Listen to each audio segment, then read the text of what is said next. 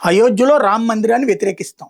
100 ఏళ్ళైనా ఆ తీర్పు రానియకుండా, లా అండ్ ఆర్డర్ ప్రాబ్లం వస్తుందని కోర్టులు కూడా భయపెట్టి విచారణ చేయనీయకుండా ఆపుతాం. అదే అయోధ్యలో ఎవడో దొంగతనం చేస్తే దాన్ని మాత్రం మేము తీసుకొచ్చి గబ్బు చేస్తాం.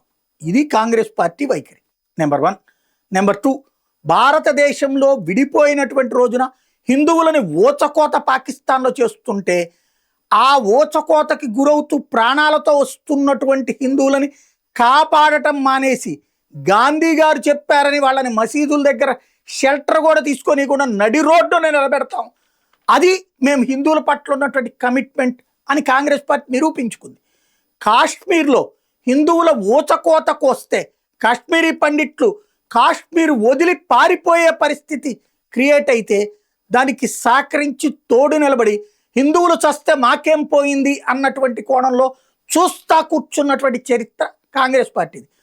హిందూ ముస్లింల మధ్య గొడవలు జరిగిన ప్రతిసారి అరాచకంగా హిందువుల మీద దాడులు చేసిన వాళ్ళని వదిలేసి ప్రతిఘటించిన హిందువు మీద కూడా కేసు పెట్టి, ఇద్దరి మధ్యన కేసులు పెట్టి, తద్వారా హిందువుల్ని ఉన్మాదులుగా చూపించే ప్రయత్నం ప్రపంచం ముందు చేసినటువంటి పార్టీ కాంగ్రెస్ పార్టీ.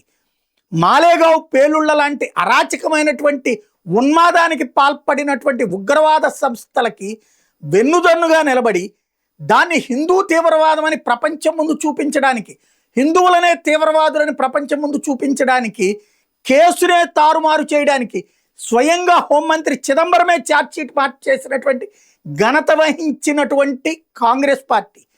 అదే సందర్భంలో భారతదేశంలో వందే మాతరం అనేటటువంటి గీతంని మొదట పాడింది స్వతంత్రానికి ముందు, స్వతంత్ర పోరాటం చేసింది మేమని చెప్పుకుంటూ ఆ వందే మాతర గీతంలో మందిరం అని ఉంది, అమ్మవారి పేరుంది కాబట్టి మేము పాడము, 2 చరణాలే పాడతామని ఇప్పుడు నిస్సిగ్గుగా చెప్తున్నటువంటిది కాంగ్రెస్ పార్టీ.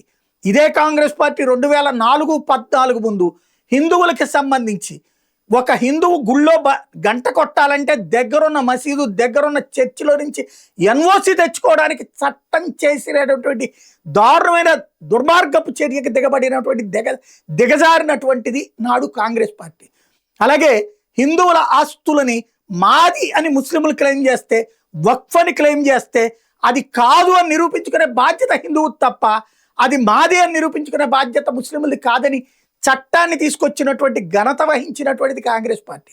అట్లాగే త్రిబుల్ తలాక్ అనేటటువంటిది, హిందువు వచ్చి విడాకులు తీసుకోవాలంటే కోర్టుకు వెళ్ళాలి, అలాగే చివరి దాకా కొట్టుకోవాలి.